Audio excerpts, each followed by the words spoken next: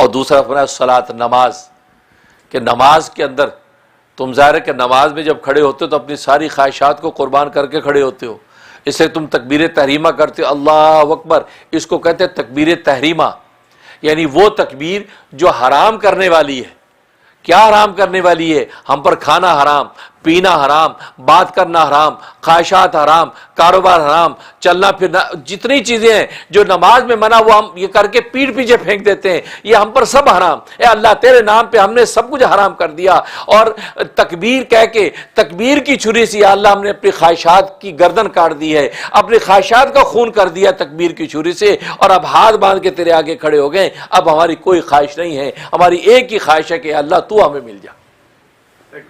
अल्लाह, हमने अपने हाथ बांध दिए हैं, ना हम अब खाएंगे, ना हम पिएंगे, ना हम बातें करेंगे, ना हाथ मिलाएंगे, हाथ बांध दिए हैं। अल्लाह बस एक ही चाहत है, वो ये कि तू मिल जा।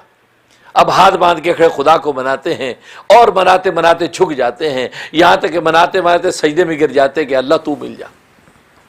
तो देखो नमाज के अंदर इंसान कितना मुजाहिदा कर रहा है, इंसान अपनी नुकसानी ख्वाहिशात को कैसा कंट्रोल कर रहा है। फरमाया बस इसी तरीके से ये कंट्रोल जो तुम्हें आ गया ये रोज़े और नमाज के ज़रिए से, तो बाद में जब जानों का, मालों का नुकसान जब होगा, सामानों का जब नुकसान होगा, उस नुकसान में भी तुम अपने आप को इसी तरह कंट्रोल किए रखो, इसी तरह जमे रहो, और समझो कि अल्लाह की तरफ से आजमाइश आ गई, हमें किसी से कोई शिकायत नहीं। जिसने ये मुसीबत उतारी है वो इस मुसीबत को उठा भी सकता है।